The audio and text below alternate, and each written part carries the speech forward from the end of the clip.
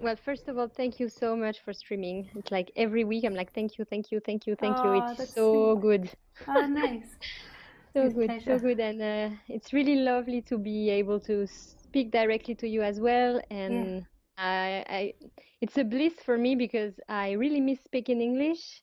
yeah, And plus we are speaking about non-duality. So yeah. Nice. I don't really have a question. It's maybe more a sharing, and maybe you can comment. Like I want Yeah, to share a difficulty. yeah, sure. Um, so uh, I was wondering. I understood that there is no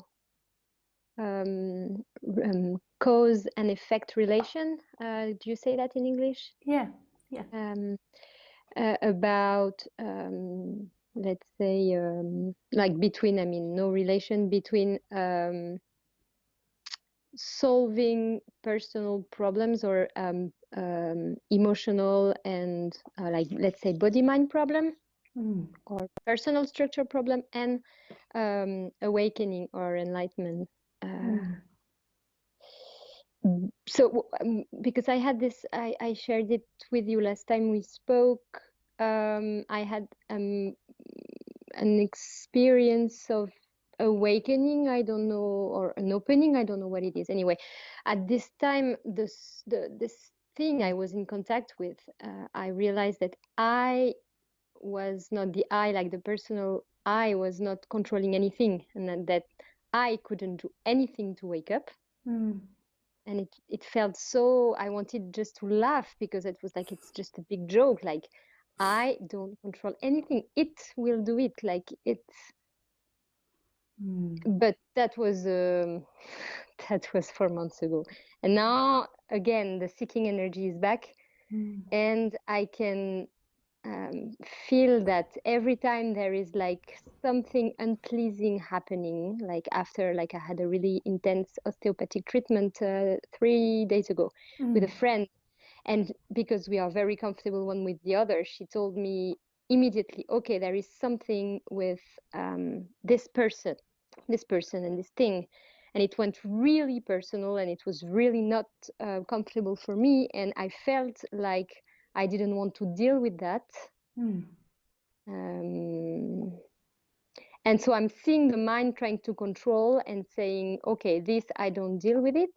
And this, I have to solve it. And once I will have solved everything, then I will deserve the enlightenment. Something like Yeah, this. yeah, So I'm totally. Yeah, triggered in this pattern, let's yeah, say. yeah, yeah. And that's so the root of separation is seeking. I don't really know what happens, but the root of it is an agitation. The right now is not okay. So no matter what is happening in your life, when there is identification, like really strong identification with the body, there has to be a certain amount of identification for there to be functioning. But when there is like identification, like more solid identification, I don't know how to define it differently in language, where it's containing seeking. So maybe there can be identification without seeking, but we'll forget about that part. So let's just speak about it like this. So there contains this seeking, and the seeking is an agitation. That this moment isn't enough, that this moment isn't okay. So no matter what happens in your life, there will always be a problem that is found when the seeking is there. And during the day, people's seeking is increasing and decreasing. When they become more expanded, there is less seeking. When they become more contracted, there's more seeking. And so what's happening in that moment with your friend is there is more of a contraction, and then all your thoughts come up about how to get rid of this or how to get to something else. And it's just allowing that to happen and seeing that that's happening, and that is enough. But that is all that needs to happen. In a way, that is what's happening. And it's just trusting, even though the person can't really trust it, but just from us speaking, knowing that the disidentification, the collapsing is happening. Life is in control of it and doing it. And that all of that is under control. What it's doing, it seems, or in the human level, is it's bringing this stuff into consciousness. So bringing up these illusions that you have. But that also doesn't need to be done in order for awakening to happen. It happens by itself, but that is seemingly what happens, is that is seen. So these illusions are seen. So there was like a pulling away from your friend. Underneath there is maybe a thought like, maybe, I'm just giving an example, maybe there is a thought like, I'm not good enough, I've failed. And that would be more in the solar plexus area. So she points something out to you and you think, I'm not good enough, I've failed, I'm going to always be seeking. And that's the unconscious thoughts that are appearing. And then the seeking on top of that is to resolve it, is to get out of it, is to know what's happening, is to control it with the mind. And just noticing the illusion of that is not true. None of that dance is true. It's illusion happening. Yes, that's where I'm triggered because I'm still identified. Even if I repeat myself, if I am because when she has really good hands, so I'm sure that what she touched, like it was with a very soft touch, but I felt like she was like going through my body at a special point where I feel tensions since a year, and I know that it's like this in this point, like is it contains, it's like it's containing a lot of memories, and at the same time I know that I'm none of all of this, but at the same time I feel that I have to get in contact with it, in order to, I don't know, to expand and to disappear maybe. But the mind is coming and grasping and making it a story and saying, okay, now I have to deal with it and I have to erase this, treat this. And that's a lie. All of it's a lie. All of it's storytelling. That doesn't mean that you don't do it, because I think on the human level that's wisdom, to see the illusions of the body. But it's just seeing all of it isn't true. It might have some perspective on reality, but it's just seeing what your body mind is producing. And then when the seeking becomes strong, you get involved in that, and that becomes really real. It's just seeing that there is the feelings of not good enough. There is the feelings of feeling like you have to resolve it, that it's on you. You can even trace it back to childhood if you want, like see how you were taught that. And it's just allowing it to be there, which is what's happening. That is the disidentification that happens. The tipping point is seeing that none of it's true. Like, so the momentum is to seek, the momentum is to do something about it. And just noticing that, like noticing the visceral pain that can happen in your solar plexus when there is this want to control, and just seeing how that colors your reality. How that makes your body move in certain ways and makes you say certain things. And then also seeing that there's no doer inside of it. Like different points in you get sparked and a different personality or different wants or needs come out. But it's not true. And then at some point there will just be the tipping off the edge. Like that will just, there will go, like you had the awakening before, there will be an awakening which really like changes things or doesn't go back into itself.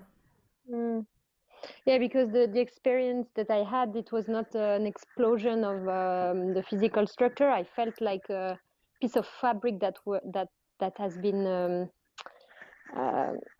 English, it's so hard. It's like you pull, like let's say a t-shirt, and you pull really hard on the t-shirt and it gets bigger. So I felt like this for that's like a really beautiful image. For a whole day, and I felt a little bit like dismantled or more spacious, like I was not really contained in anything, but yet I was not feeling one. So it was a little bit, and a lot of dizziness as well with this. It does. It can give you really a lot of vertigo and a lot of like dizziness and lightheadedness, and like I used to feel like I was passing out. Like so.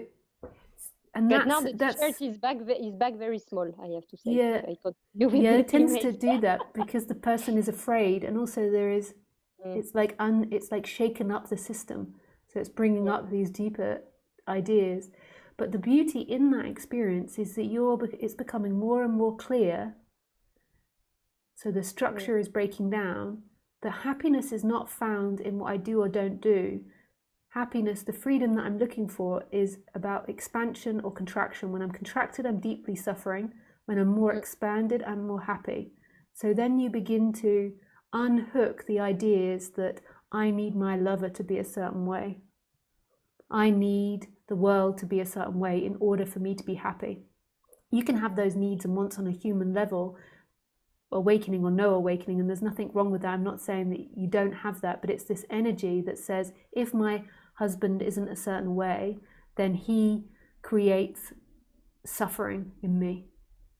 If I if I get him to behave in a certain way, then I will be permanently happy, or I will be happy. So it's that illusion that's seen to not be true. Your happiness comes from expansion. The unhappiness, the suffering, comes from contraction. So freedom is being one with life, with yourself, not being in illusion that happiness comes from time.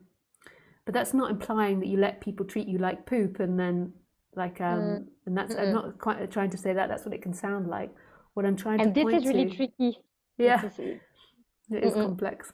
What I'm trying to point to is that there's a freedom inherently in us, and then as you become more in tune with the body, then you begin to learn, navigate how to deal with people from a more expanded place where you have your wants. This is why there has to be some form of identification with the body. So you you don't just become totally in the everythingness, because if you are, then there's no wants or there's no needs. There's identification, but it's identified, but it doesn't believe that freedom comes from time. Freedom comes from this. But then you will be able to feel this gentle movement in the body, and your body will begin to retrain itself. Like I'm still, and I see it as an endless process, retraining myself in interactions with humans. I'm certainly not perfect, and I have habits and old conditions coming up, but that's another part of it. But in the end, there is no perfection. No. Oh, I'm asking myself, what is perfection? No, on the human level, there's no perfection, but on the non-identified level, the love level, the absolute everything, it's absolute perfection, and it has no requirements of this life. And that's who you truly are. That's your essence. That's what's looking out. But it's having the experience of a human currently. But even if you say that you still have some identification, can I say that you carry the absolute in each and every part of yourselves? So you have this. Yeah, there's a deep knowing of that. Like there's no sense, I don't think, here that freedom comes from time. There's no, there's freedom's here. Freedom is what I am. And then the body has the movements towards what it wants or what it doesn't want, and is trying to find the best way in which to navigate that with humans in a peaceful and kind way. That's complex. Humans are complex. Yes. Including myself. Like I don't mean to take myself out of that, because you've got two bodies that have wants, and then it's like, okay, now they have to navigate these wants together, which is really beautiful. But as soon as you it's kind of like set up for drama. Like we live together, or you have friends, and then you both have a different idea. We sometimes like the idea that when we become enlightened, we have no wants, and especially if we've had more narcissistic parents, and then we think we become really flexible and other people can get what they want, and then there'll be no conflict. Like I used to have that perspective that I would have no wants, and then there was a part of me in a way that wanted that so that I could be really passive with other humans and never experience conflict again. But that's not the right way either. Thank you for saying it, because I have this projection, even if I know it's projection and it's not true. I can't help the mind making up stories, and it is making this exact story, like I will be like this, and this will be perfect, and it actually affects my behavior and most of the time I let other people cross my boundaries just because I'm trying to match this. Yeah, and it's also a The habit. You mostly have it from childhood, like a tendency towards, like if you become without any wants, then the others will be happy, and that's not it. And As everybody will love me. yeah. Blah blah. Then what happens if you do that? Then everybody else's wants gets acted out. So it's almost like you just take on a different ego.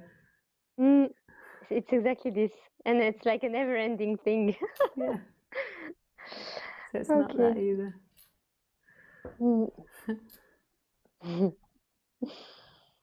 Nice. Thank you. Yeah. Thank you. Thanks for putting yourself out there and being willing to speak in front of everybody.